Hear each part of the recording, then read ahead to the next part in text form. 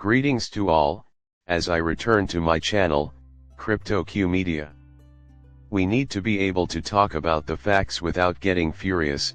If you can't accept things as they are, it's obvious you're not prepared to invest in XRP, Ripple, or flooding. Talking about these issues allows me to say things like, you know what my money is on Ripple and XRP. When someone's research is fresh and engaging, though, I know they're brilliant. They are also talking about something they obviously don't know anything about, which I overhear. It seems like a good moment to bring this up now that I know a lot of people are also in the dark about it. Maybe not everyone sees it. I think it's important that we discuss it now so that you don't come to regret it in a couple of years. Oh my goodness. I was unaware of it. My gullibility was completely unwarranted. This was completely foreign to me. Mickey, pay attention, you need to be new. When it comes to blockchain technology, he knows a lot more than I do. But he doesn't know a thing about this specific case. Totally wrong. Why, since he was forthright in his assessment. Most people don't realize that software licensing fees really make up Ripple's earnings. He goes on to talk about Ripple's proprietary software, Ripple Home, and Ripple Connect ILP connections. Indeed, they had blown through their entire budget. All of this can be attributed to the sale of XRP. Brad Garlinghouse has brought up the topic of how to get others to join your network. Similarly, with any other kind of electronic payment, such as Visa or MasterCard, the same is true. How do you plan to help those clients make the switch from their old networks to your cutting-edge new one? They will not be compensating you, as you might expect. No, if you wish to portray the Lone Ranger on this young network, you will need to part with some cash. My statement that their on-demand liquidity payment business is unprofitable is, thus, not a criticism. Well, that's just how things work.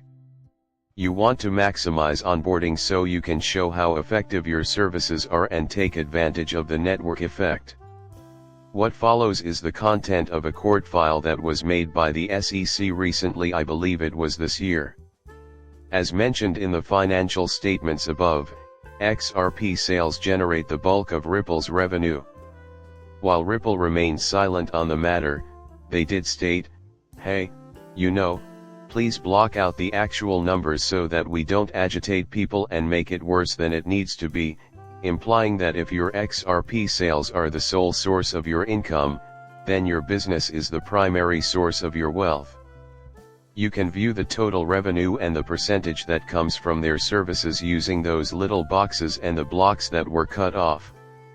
Somebody has tricked our investigator.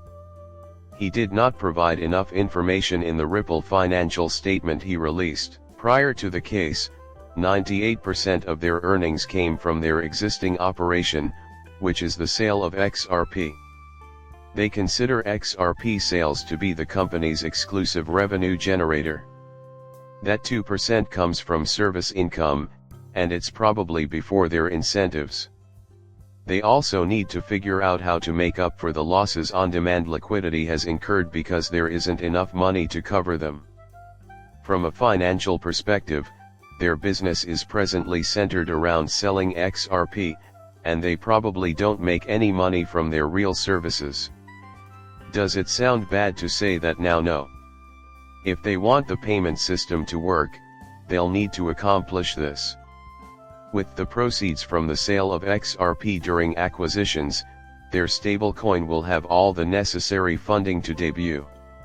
Selling firm equity is the first source of funding, followed by selling XRP, the company currency.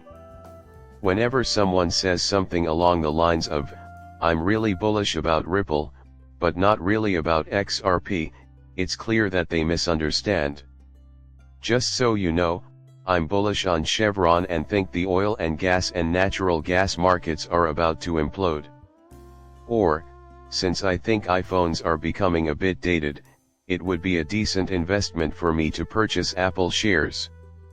To be positive on Ripple at the moment is to also be bullish on XRP. The logic has now clicked for me. I have reservations about a few points.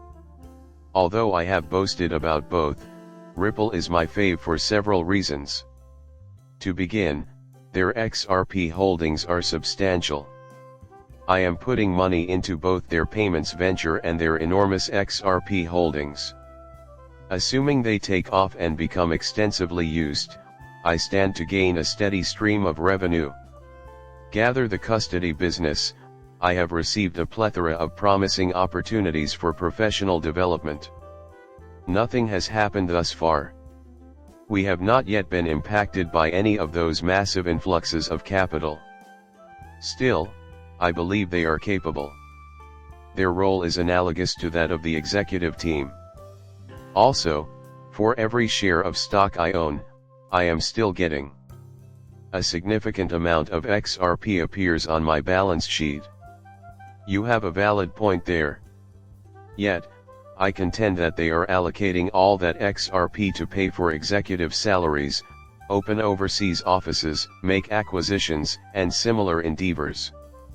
In spite of how unbelievable it may sound, I now like XRP Direct since I consider it to be more secure than Ripple stock. But hey, it's just one opinion, isn't it? Put simply, it can be understood in two ways.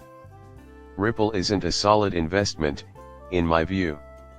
Even if XRP is their entire business strategy at the moment, you are suddenly pessimistic about it. If that vanishes tomorrow, the company will not receive any money. Ripple and XRP are unrelated to it. If you're new to my channel and have just subscribed, I appreciate it. Later, I will see you.